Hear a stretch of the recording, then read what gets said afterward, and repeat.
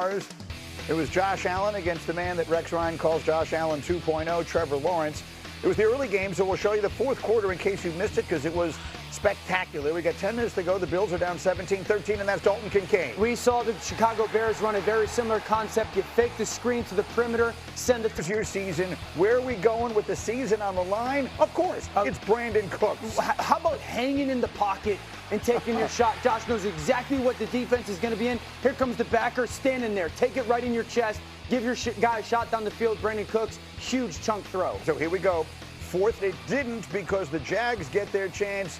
Tips and overthrows. Gotta get those. Hey, outside of Josh Allen, Tre'Davious White might have been the best Buffalo Bill on the field yesterday. Look at the man coverage. The left hand gets in there, tipped up, and then Cole Bishop has been absolutely fantastic ever since he's become a starter for this defense. The Buffalo Bills win their first road playoff game since 1992. For Trevor Lawrence and company, it was a great year, but it ends in very disappointing fashion. Buffalo wins, and we say it about Allen all the time, but he was really sensational yesterday in putting the team on his back. Correct. He is the first player ever to do all of the things that you see on your screen. 80% completion, throw for a touchdown, and rush for 2 more. With all the injury concerns, and he's hurt everywhere, the finger, he's got the knee, he's got the foot. He had 6 designed rushes yesterday, his most in a game since week 1. D. Wood, the pronouncement this morning on Josh Allen. Yeah, Josh Allen is like not an Avenger, but the whole damn Avenger. Like, just wrap it all into one, because there's not a thing on the field that this guy can't do. I mean, think about it. We saw the matchup with the Buffalo Bills, #1 rush offense against the #1 rush defense. Jacksonville won that one. They literally, Josh Allen was throwing the guys, some of these guys never even heard of before, and he was out there just balling. What's the respect on Tyrell Shavers? He was blocking his tail off yesterday. I can tell you that. But I mean, Brandon Cooks, what an acquisition for the Buffalo Bills. This guy comes in. Well, don't get me sidetracked. Obviously, the storyline is Allen moving on and the Jaguars losing and all of that. But I mean, this tush-push thing has now gotten to a place where we are allowing offensive linemen to lift the player off the ground and carry them 10 yards. I'll do that diatribe another day. Josh Allen, your favorite player in the league forever. What do we say this morning? Oh, how about the best player in the league? Yeah. Oh, how about that? Right again. I've been saying it for 5 years. Right again. Best red zone quarterback in history. Right again. Like, oh my God. Like, I'm trembling thinking about having to defend this guy. Like, oh God, I'd be sick that day if I was a coordinator. But literally, guys, you mentioned America wants to see it. Yeah. America wants to see it. But you got Brandon Cooks was available. He was on the bricks. Everybody could have had him. Yeah. It ain't like, he's when he came out first round pick. You got Ernie Shavers, I call him, number 4. Who the hell is he? He was a good knockout guy, boxing ring, but he's a receiver now, 14. Who the hell's he throwing to? He makes a place. Yeah. No, I know he was. He actually does. But to me, 80% completion rate. And we can't name half the damn guys. They aren't even on the starting roster when this season started. That's how good this guy is. And by the way, he did something that people were questioning. He can't win, a road playoff game. He can't win a road playoff game. And by the way, this is the Sean McDermott. You know why you won? Because you actually made some plays on defense. Because you actually, you never should have scored. You're right, Greeny. He never should have scored there. That 1 yard line. You gave Jacksonville plenty of time. But what happened? The defense showed up. 2 big interceptions in this. And to me, that's the difference, because Josh Allen has never, ever lost a playoff game. His defense has. They showed up in a big way and actually contributed to a victory. And I think that's a great sign for Buffalo moving forward. Once the Chargers lost last night, that meant that the Buffalo Bills, for as long as they're alive in this postseason run, would have to play all their games on the road, where Josh Allen got his first road win yesterday.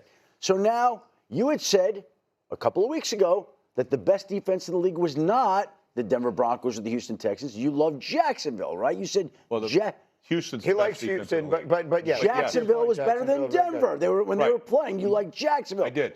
So Josh Allen took down Jacksonville, and now Buffalo goes into Denver on Saturday.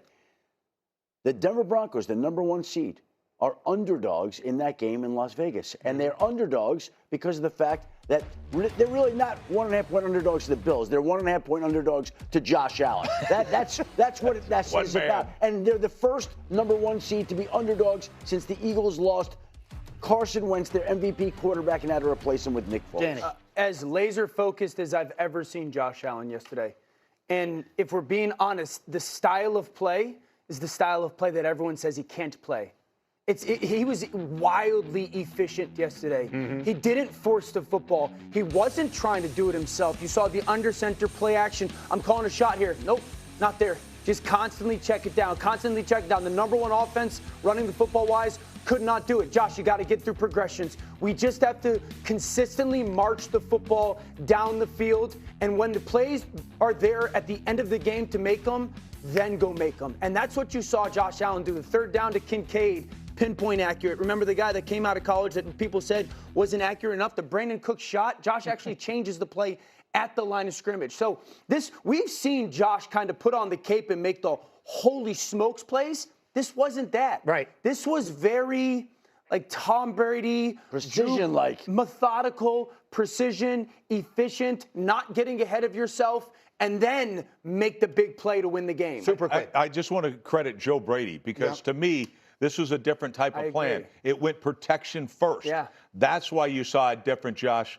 Allen in this game. They are a favorite in Denver. The schedule doesn't do them any favors. They go from a Sunday to a Saturday that they have to play, so short week against a team coming off a bye. We are rolling on. So frustrating to watch because we knew the problem. Canty, how early did I say to you, Kevin Patullo's horrible as an offensive coordinator? Oh, this was in the first 3 weeks of the season. Like, early on. Yeah. The whole, I said to you guys multiple times during the year, the entire football stadium is sitting there going, we know what to do, and Kevin Patullo doesn't. It was so frustrating to watch that I didn't even get that angry when this was over because it just sort of felt inevitable. So what do you think is going to happen now, Pat? I think they probably move on from A.J. Brown. I think that's more likely than not to happen. Kevin Patullo definitely getting fired. I mean, if they bring him back. What if he doesn't? I just don't understand how Nick Sirianni skirts all of the criticism, and he's an offensive-minded head coach. Well, I was just going to say, he's going into next season firmly on the hot seat. Really? Yeah, because this was his guy. This was his hand-picked offensive coordinator. That's true. And That's true. It was horrible. I am not. But his last hand-picked offensive coordinator was horrible. Brian Johnson was terrible. Correct. And then Howie Roseman went out and hired Kellen Moore. Hire one. Won a Super Bowl. So question, Howie though, Roseman Pat. hired. I have a question, though, Pat. If you believe that, and I'm not advocating at all for Sirianni to get fired, but if you believe that he enters next season on the hot seat, isn't it almost borderline impossible for next season's crop of candidates to be better than what we have currently? In other words, if you're going to consider making a move, you have access now to John Harbaugh. You have access to Kevin Stefanski, who would die to coach the Eagles, a Philly guy, grew up in Philly. Dad was with the Sixers, like offensive-minded guy, seemingly would work really well with Howie Roseman, you would think.